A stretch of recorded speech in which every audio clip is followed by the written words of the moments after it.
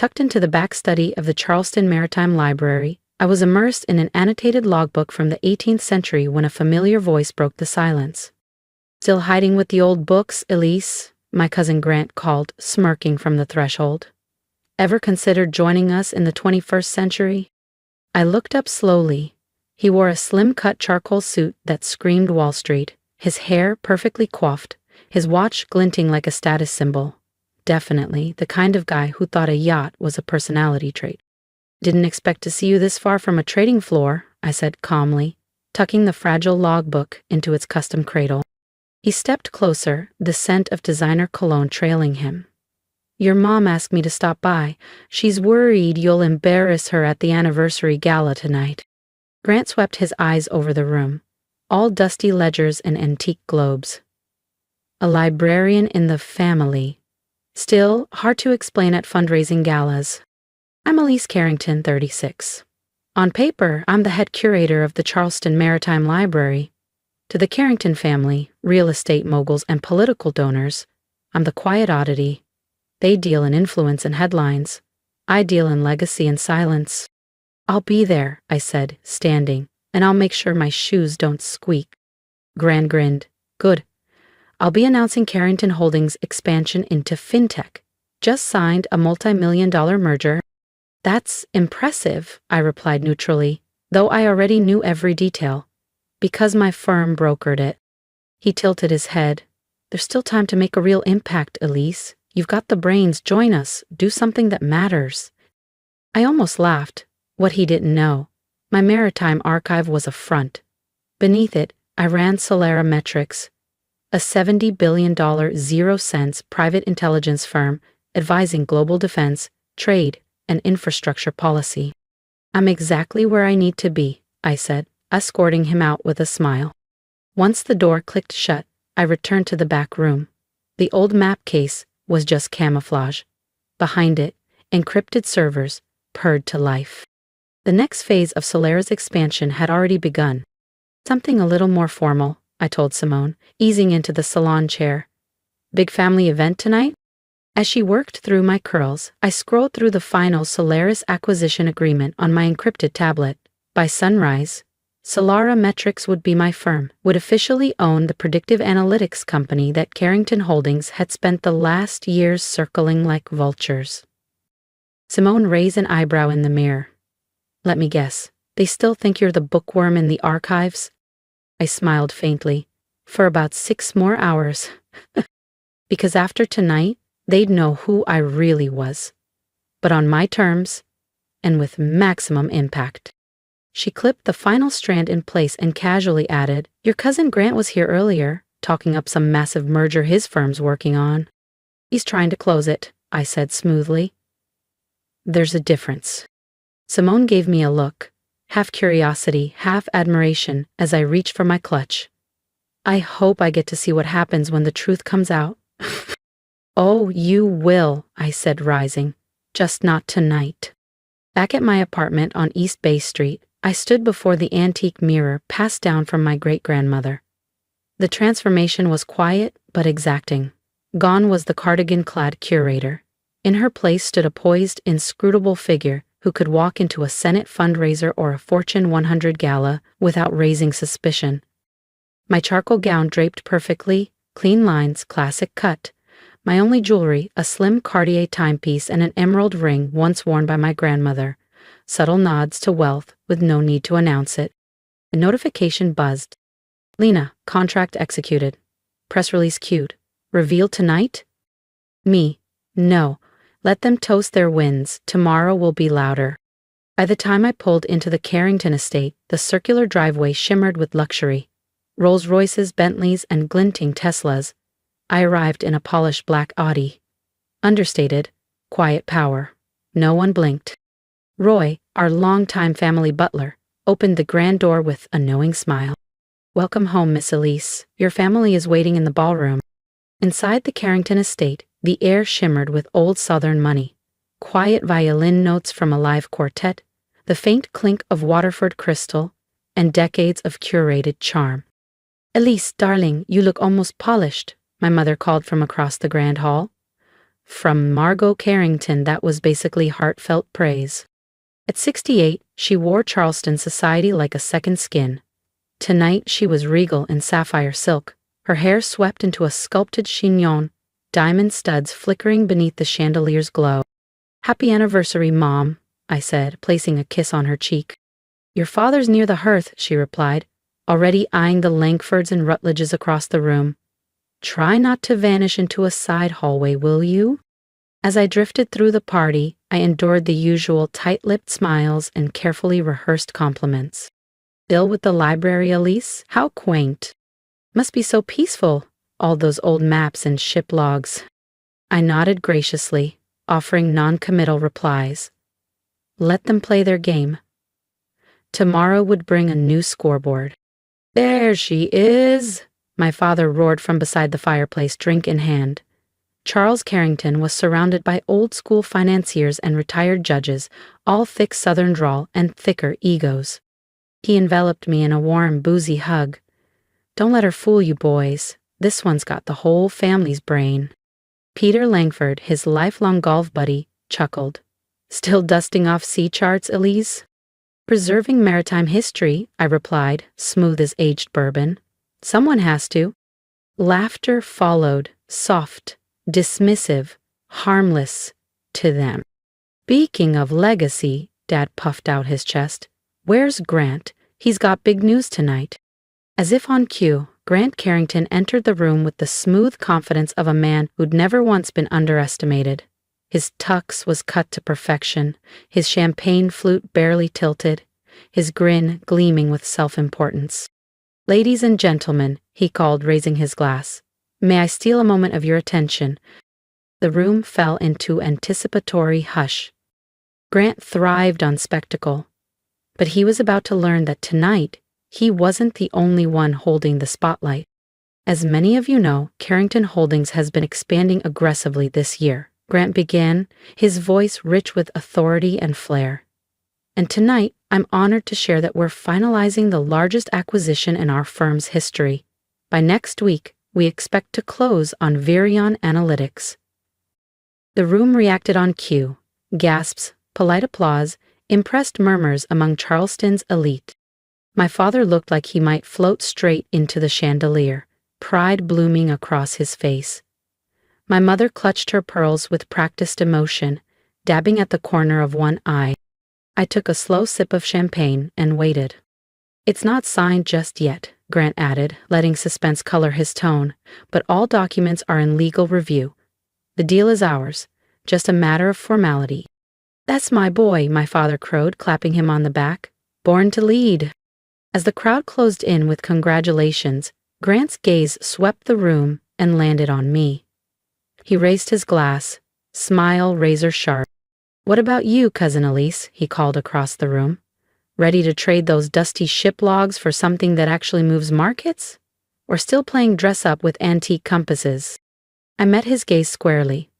"I think," I said, letting each word land, "you shouldn't celebrate until the ink is dry and the acquisition clears compliance." A few guests chuckled, but the tone was noticeably uncertain. Grant's grin flickered. "Still cryptic," he said with a shrug. "That's the problem with your world. It's all footnotes and fantasy. We're out here making history, not archiving it." "Perhaps," I replied, lifting my glass. "But some of us check the footnotes before quoting the headline." He didn't like that. His jaw tightened. He never had much patience for nuance, especially when it hinted I knew something he didn't. "I've got the best attorneys on the East Coast," he said. "This thing's locked down." I clinked my glass gently to his. "Then I suppose we'll both enjoy the morning news." He opened his mouth to respond, but my mother's voice rang out, crisp and commanding. "Dinner is served." The guests turned, their conversations shifting toward truffle risottos and vintage Bordeaux. By tomorrow, they'd be talking about something else entirely. If you've been quietly rooting for Elise Carrington from the sidelines, now's the time to hit subscribe, because in the next chapter, the empire she built in silence finally steps into the spotlight. As the guests drifted into the dining room, I felt a familiar blend of detachment and quiet satisfaction. Tomorrow was already written, and it would be unforgettable. I slipped into my assigned seat at the far end of the massive walnut dining table. The placement wasn't random. It never was. In the Carrington family, proximity to power was a map, and I'd been placed neatly out of view. At the other end, Grant held court with ease, one hand on his wine glass, the other gesturing animatedly as guests laughed a little too loudly at his jokes. He was the crown prince tonight. Let him revel. I turned my focus to the rosemary-crusted duck in front of me. The chef had done remarkable work. If nothing else, the night was worth it for the meal. Beside me, Eleanor Rutledge leaned over, her pearls glowing beneath the chandelier. You were always brilliant, Elise. Everyone expected you to change the world. Why hide away in that dusty old library? I let her question settle before replying smoothly. Libraries teach more than history. They teach pattern recognition. What to question? What's missing? She blinked. Well, at least Grant is doing something impactful. It must be difficult, watching him outshine you. Not as difficult as you might assume, I said, smiling gently. The meal continued. A parade of compliments edged with quiet condescension, the kind I'd learned to wear like silk. When dessert arrived, a trio of flourless chocolate cake, lemon tart, and fig panna cotta, Grant rose with theatrical flourish, glass raised. To Mom and Dad, he said, voice warm, practiced, confident, who taught me how to lead, and to my dear cousin Elise, who reminds us that success can be quiet, sometimes too quiet to notice. Polite laughter rippled through the room. I smiled, raising my glass in turn. But my mind was already on the Solerametrics press release, scheduled for 9 o'clock IE. Later, at the espresso cart, Grant found me. Having fun? It's a beautiful evening, I replied, savoring the bitterness. Our family has so much to be proud of. They are, Grant said, adjusting his cufflinks with exaggerated precision. Would have been nice if both of us had built something worth toasting. I picked up a dark chocolate truffle from the dessert spread, turning it slowly between my fingers. You know, Grant, success isn't always measured by who talks the loudest. He gave a short laugh. Tell that to my market returns. Remind me, how much does a library curator make again? I glanced down at my understated Manolo Blahnik heels and smiled. Enough to buy these in 3 colors. I've always made smart investments. He downed the rest of his champagne, already checking his phone. Well, he said, pocketing it with flair. I've got bigger things to prepare for. Tomorrow's the day. Virion Analytics becomes a Carrington asset. He strolled off, shoulders high, buzzed on ego and assumptions. Once he disappeared into the crowd, I reached into my clutch and tapped out a message to Lena. Me, everything on schedule for tomorrow? Her response was instant. Lena, locked. Press release goes live at 8 o'clock IMing. Want a preview? Me. No need, I'll enjoy reading it with the rest of the country. By midnight, the gala had dulled into murmurs and soft jazz. I made my farewells, absorbing the last round of thin compliments and family fixations. You know, my mother murmured as I kissed her cheek goodbye, Grant offered to find you a role in the company archive. It would give you structure, relevance. I'll consider it, I said, eyes kind. I wouldn't. As I drove home beneath Charleston's quiet street lamps, the city blurred softly past the windshield. For nearly a decade, I'd been the footnote in the Carrington family story, the woman who preferred history over headlines. But in a few hours, everything would change. At 7 o'clock IMing, I unlocked the side door of the Charleston Maritime Library, just like I had every weekday for years. My low heels echoed against the marble floor. To the public, I was still Elise Carrington, head curator, quiet, unassuming. Lena was already inside, blonde hair tied back, tablet in hand. Here she was, assistant archivist. Upside these walls she was COO of Solerametrics. Everything's prepped, Lena said as she stepped into my office, the morning light spilling across the maritime maps behind me. Tokyo is online, Zurich is standing by, and the press release goes live in 45. I set my structured leather bag on the side table and powered up my secure terminal. Any signs of movement from Grant's legal team? They're scrambling, still convinced Virion is theirs. She gave a wry smile. Let's allow them a few more minutes of blissful denial. At exactly 7:15 a.m., my encrypted line buzzed. I answered. Miss Carrington, came a calm voice through the interpreter. The Virion board is assembled and prepared. Excellent, I replied. Let's begin.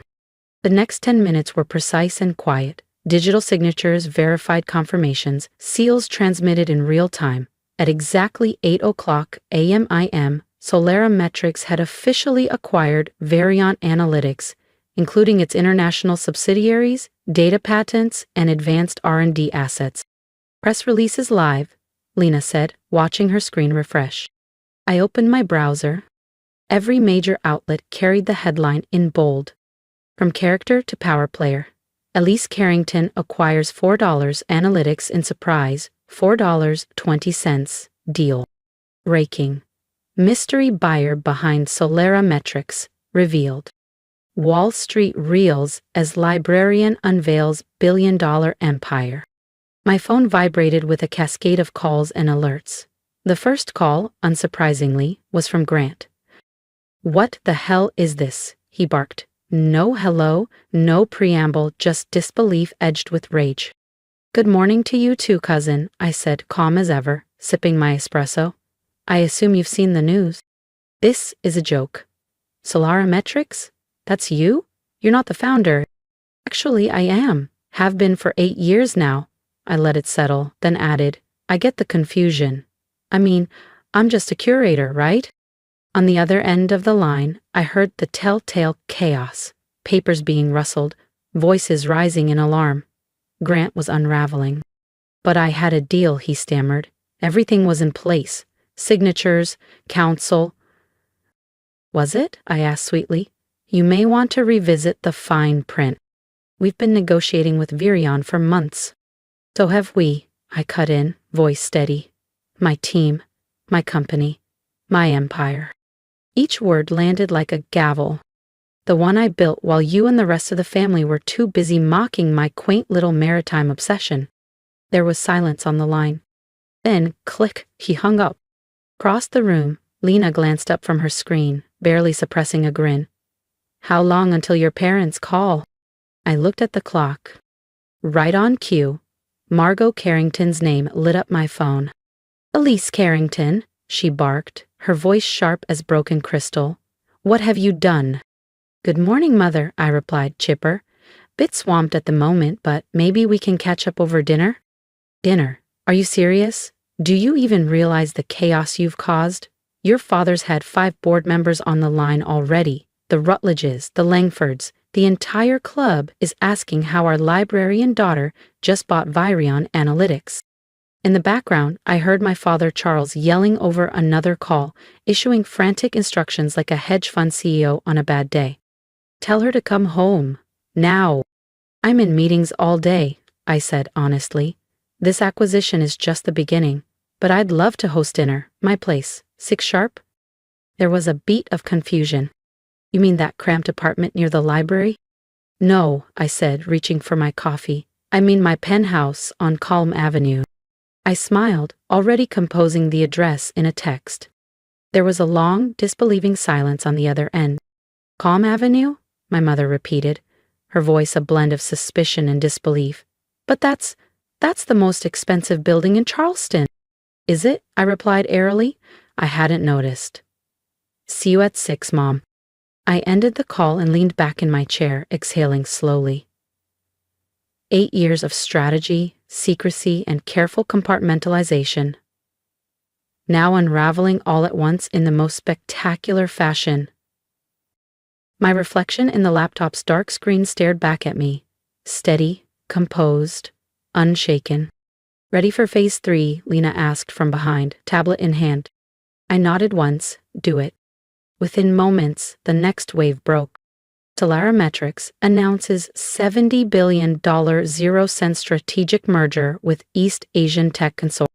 Seoul, Singapore, Tokyo. This wasn't a fluke. It was a plan, and we'd just detonated it. The timing was deliberate. On the heels of the Virion acquisition, this second announcement signaled something unmistakable. This wasn't opportunism. This was power, precision, legacy. And it bore my name. By the time the Carringtons walked into my home that evening, two of the most disruptive business deals of the decade would be traced directly to Elise Carrington. The daughter they'd dismissed, the cousin they'd pitied, the curator they thought would live and die among dusty archives. The rest of the day passed in calculated motion.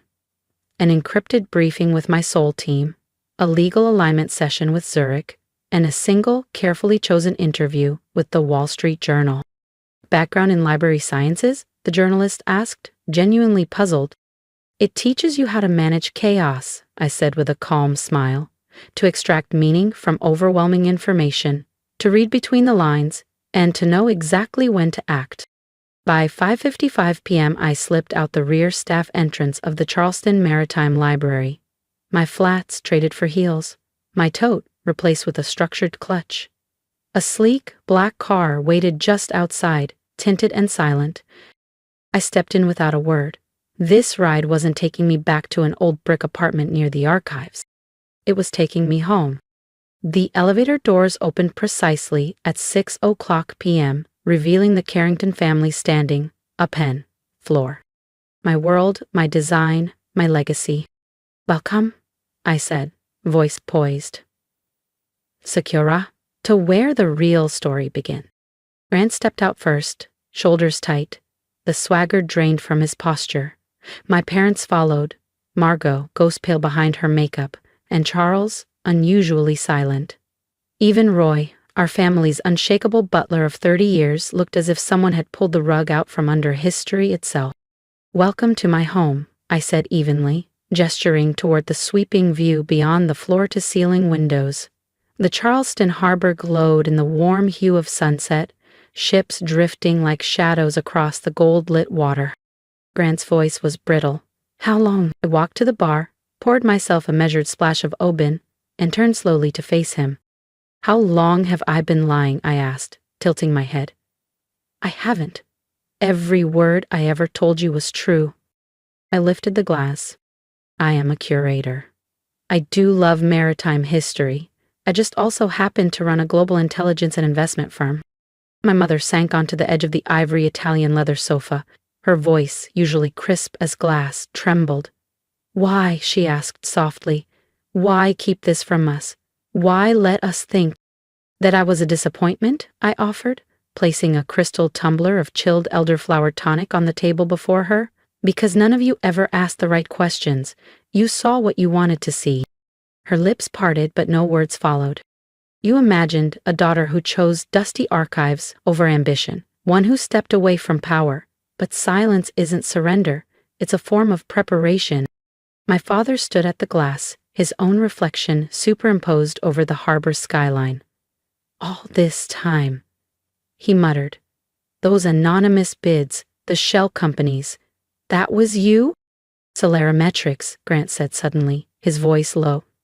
You're the one behind the blackout firm, the one that kept outbidding us. The knowledge empire, he added bitterly. You built it in the shadows while we were all too busy chasing spotlights. I allowed myself a quiet smile. Knowledge is power, isn't that what you always said, Dad? Charles finally turned to look at me. Really look at me, not as the quiet cousin, the archivist, the one they pitied, but as something else entirely. The Virion deal, he asked slowly. How long were you working on that? 8 months above water, I said, but I started acquiring their key subsidiaries over a year ago. There was a silence then. Not shocked, not angry, just weighty, shifting, the kind that comes right before respect. Grant's eyes flared. You've been playing me? Not playing, I corrected calmly. Competing. Isn't that what you always claimed to want? A level field? A real challenge to see who's actually better at business? It wasn't fair, he snapped. You had inside access, secret teams, hidden intel. I let out a soft laugh, the sound drifting through the penthouse's vaulted space. You mean like the whispered deals you gather on yachts? The so-called tips you collect at golf tournaments, charity auctions, and club dinners? I set my glass down with a quiet clink. No, Grant. I built this with intelligence, with research, with discipline. Every step was deliberate. Every risk, calculated. Not a whisper. Not luck. Just work. I looked each of them in the eye. This empire wasn't handed to me. It was earned. Through systems you never cared to understand, and patterns you never noticed, because you never thought I could see them. Dinner that evening unfolded like a slow-moving storm. Charged, tense, but quiet. My mother kept scanning the space as if trying to decode the story behind each piece of art, each architectural line. My father remained mostly silent, his jaw clenched, his thoughts clearly rewinding through years of assumptions. Even Grant had gone still. Not smug, not angry, just adjusting. At last he cleared his throat. So, what now? I met his gaze. A partnership. His brows rose in surprise. Harrington Holdings is stuck in traditional lanes. Commercial real estate, old school finance. You need scale, digital reach, global infrastructure. I'm offering that. To my surprise, Charles nodded slightly. Maybe it's time you started learning from her. The air shifted again. By the time dessert was served, bourbon pecan tart with caramel drizzle, the narrative had changed. The librarian they once saw as an afterthought had become the strategist they now needed. Later, while standing in the open concept kitchen with marble counters and glass walls framing the city below, Grant hovered beside me as we skimmed through a shared proposal draft. His confidence had returned, but now tempered with something new.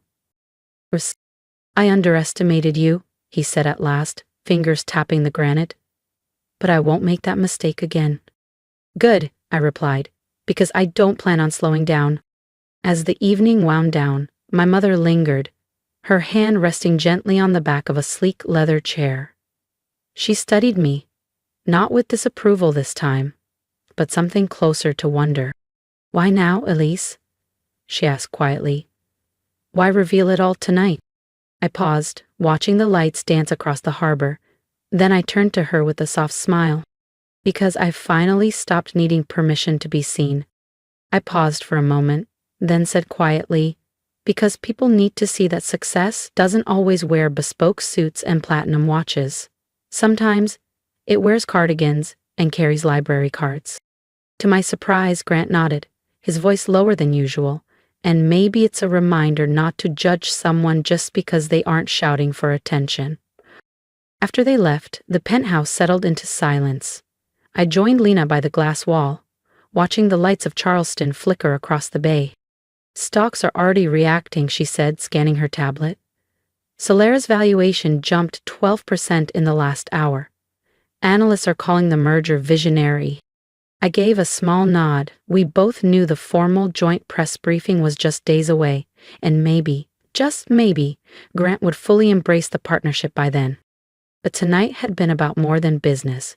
It had been a reckoning, quiet, deep, and personal, one that reshaped how my family saw me and how I saw myself. My mother's trembling apology, my father's quiet, pride-filled glance. They weren't everything, but they mattered. The next morning, I unlocked the side entrance of the Charleston Maritime Library, just as I had every weekday for years. The regulars were already milling in. Historians, school groups, an old professor from Yale who visited once a month. They waved hello, asked if the new navigation exhibit was still on track. No one mentioned Forbes. No one brought up CNBC. And that, to me, was the real victory. Because in a world addicted to noise and prestige, I had built something enduring, not just with money, but with wisdom. I was still Elise, still a curator, still in love with stories, only now I was also the founder of a global empire. A billionaire, yes, but built on data, not drama, insight, not ego. Because knowledge takes many forms. And sometimes, the most powerful person in the room is the one no one thought to look at. If you've ever been overlooked, underestimated, or quietly dismissed by the very people who were supposed to believe in you, then you understand why I built in silence. I didn't create Solera for applause. I didn't need validation. What I needed was clarity, proof that I could shape something powerful without becoming what others expected of me. And now, standing here in my modest flats and favorite navy cardigan, I want to tell you something. You don't have to shout to be strong. You don't have to fit into someone else's definition of success to change the world. So if my story meant something to you, even a little, leave a comment. Share what you're quietly building, what you've achieved behind the curtain, what you're proud of in your own, quiet, unshakable way. I see you. You matter. And trust me, your story is more powerful than you think. Hit subscribe if you want to walk with me through the next phase, because this isn't just about capital or clout. It's about reclaiming your voice, your value, and your vision. And if you're still sitting at the edge of your dreams, wondering if they're too strange, too soft, or too far from what others expected, here's my advice. Don't wait for recognition. Build anyway. Learn anyway. Show up anyway.